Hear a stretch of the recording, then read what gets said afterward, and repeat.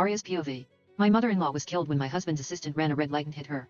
Yet somehow, the court ruled that she was just trying to scam some money. Still trying to defend her, I filed 3 lawsuits but also lost all 3. Just as I was about to appeal for the 4th time, I discovered that her body had been stolen. I was about to call the police when my husband Caleb Morgan, a lawyer, showed up and tossed $2,000 onto the table. You should already know, he said coldly, I've never lost a case. No matter how much evidence you think you have, your mother's lawsuit will never win. If I said your mom was faking it, she's faking it. All your appeals are just your way of trying to squeeze out more compensation. But don't bother, I already had her body sold on the black market and got 2 grand for it. Consider that as the full value of her life. And stop bothering Brielle. That was when it hit me. He thought it was my mother who died. I pushed the money back toward him. I don't have the right to take this. He frowned, his voice suddenly sharp. What, 2 grand's not enough for you, Arya? Get this straight. Her mother was unemployed. For someone like her, earning 2 grands with her life is already a miracle. Don't get greedy. I shook my head. You misunderstand. I mean, you should be the one keeping this money. Caleb's brows knitted tightly, disgust flashing across his face. Are you out of your mind? This is the money made from selling your own mother's corpse. What does that have to do with me?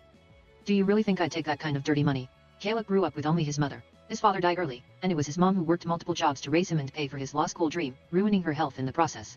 Witnessing all that, he devoted his life to his mom. I used to wonder why, after his mother's death, he never once went home. Why he devoted himself completely to defending Brielle Carter, the assistant who killed her. Now I knew. He thought it was my mother who died, not his. I looked him straight in the eye and said calmly, Caleb, I suggest you return that money and buy mom's body back. Otherwise you'll regret it. But it seemed he didn't get what I had said as he scoffed. Do you even know what the black market is like? Once something's sold there, you think you can just buy it back. Your mother's body has probably been chopped into pieces by now. There's no getting her back. So, just take the money and stop causing trouble. She wasn't my biological mother, but she was still a human being. She'd been killed without reason, branded as scammer, and now her body had been sold off by her own son. The thought of her fate made my chest ache. Caleb, I said quietly, since you know exactly how bodies are treated on the black market, how could you still do that to mom? He gave a mocking smile. Why would it? She's your mom, not mine. And besides, the dead don't feel pain. Selling her body for cash at least gave her some worth. She should have watched where she was going. Getting killed was bad enough, but she also traumatized Brielle for days. I stared at him speechless. For a moment I couldn't even imagine how he'd react if he found out that the woman sold to the black market was actually his own mother. When I didn't reply, he added casually, honestly, I always thought your mom looked like the short-lived type. Even if she hadn't been hit, she wouldn't have lasted long. So, just take the money and be grateful. Arya's POV. Take the money now, and tomorrow buy something nice to apologize to Brielle at the office. End of conversation, Caleb flatly said.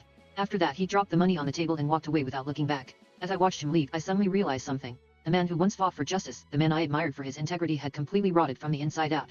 And this marriage had also reached its end. The next day I drafted the divorce papers and went to his law firm. The moment I stepped into his office I froze.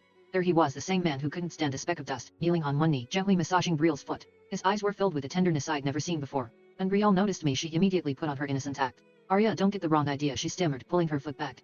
I twisted my ankle and Caleb was just helping me. That's all. She then tugged at his sleeve, pretending to panic. Caleb, say something. I don't want to lose my job.